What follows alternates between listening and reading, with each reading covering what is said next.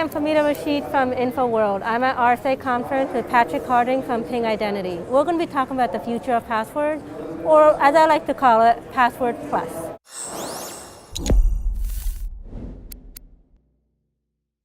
So Patrick, thank you so much for coming today. Thank you. So we keep talking about how we don't like password, we want to move away from password. But I think the reality is it's going to be a world where we can't get rid of password. So we're going to make password better, maybe get some helpers along the way. Can you describe that world? Yeah, so I think, everybody would like to eliminate passwords entirely. Yeah. I think, though, that we're on a path to that, but I think the goal should be to reduce the need for users to use passwords to as little as possible. Okay. And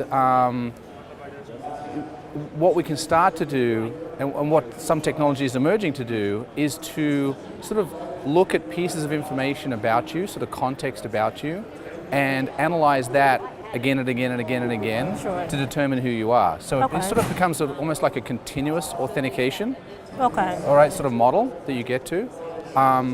But you still have to have something the user does when the system says, all right, I don't think this is Patrick anymore. Right. I'm going to redirect him to authenticate again. But when you're saying continuous authentication, though, we're not saying repeatedly entering passwords. No, this would be more passive. So I think of authentication can be passive or active. Okay. All right, passive authentication is the system watching and understanding what you're doing and learning over time, maybe where you are, how you're typing, that sort of whole behavioral biometrics type of stuff. How I type as authentication. Exactly. That's an interesting idea. But it's watching what's happening, all right, passively.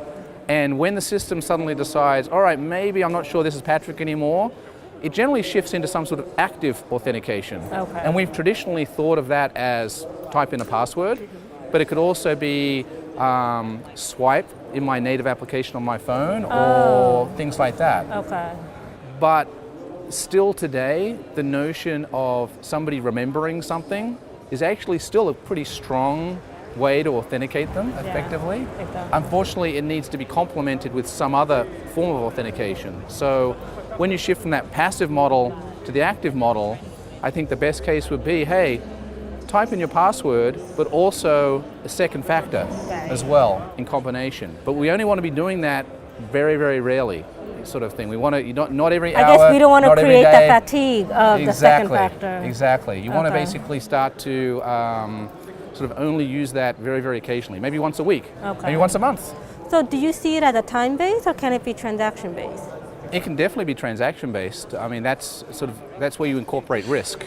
Would be, what's the risk associated with the transaction the user is trying to do right now. Yeah. All right. When I'm looking at my account balances, fine, you don't need to do anything. Sure. When I'm looking to move $50,000 out of my account, all right, let's not trust the passive authentication anymore. We're going to go to an active authentication model and actively say, hey, authenticate the user at that point. Right. Preferably with a password plus something else, a second factor involved in that point. So whenever we talk about second factors, we tend to default to biometric, which is really a hot field right now, or saying on your phone.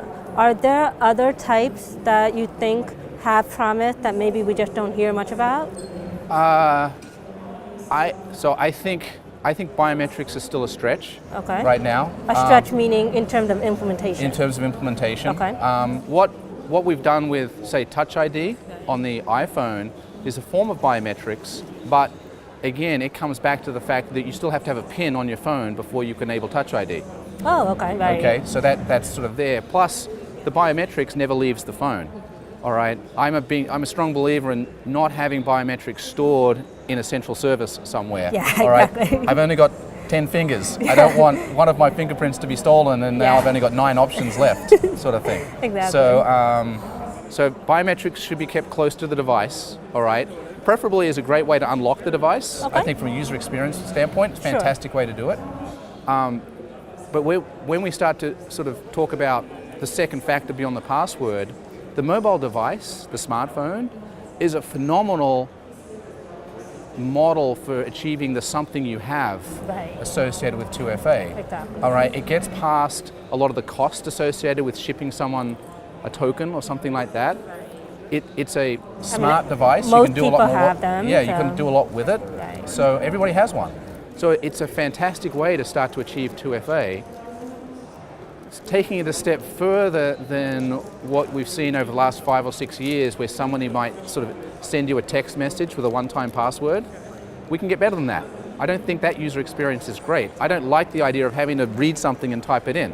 All right, bad user experience. So it can move to a model where the phone can be notified that, hey, Patrick wants to authenticate, all right, and then something can happen on the phone to say, yes, I approve for that authentication to occur. Right. That can be, a push notification, and then I press a button to consent, things like that. I mean, that goes right back to one of the things that we talk about with password security. You want out of band. You don't want it in the same context of what you're doing, because if that's compromised, that's an issue. So having that is a good user experience and actually better security. It is. And then the phone actually, remember I was talking about passive context?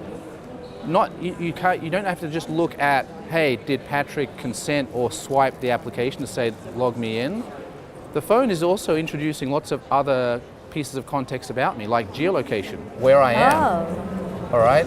Okay. All right. Also, is the device jailbroken? Also, is the device moving? All right. Or is the device in a completely different location to where I'm actually logging into an application on my desktop? Things like that. So there's all sorts of other stuff. And that would actually be really important. I know that my device is somewhere else, but I'm trying to log in and that IP address is entirely a different location. We call it the speed of light issue. There's no way I can be in two places at once, effectively, to do that. So there's the phone introduces all sorts of additional information that we can use to establish, that it really is Patrick logging in at that point.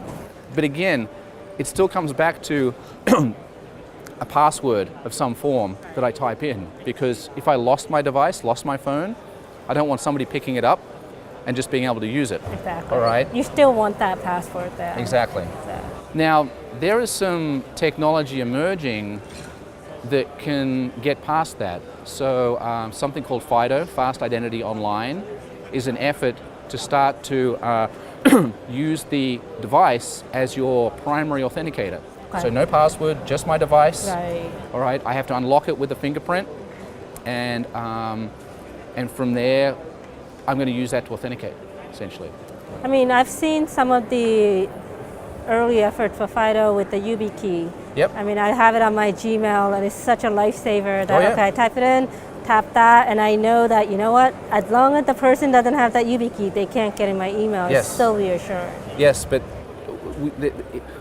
authentication and security always come down to the edge cases. Yeah. What happens in the situations where you don't have it, or you've lost it, or how do you recover it? Exactly. It's those sort of situations where this stuff starts to break down, and we always fall back to, all right, how do I do an account recovery? Well, or people are now using my email address to recover accounts. What's associated with my email address is a password, things like that.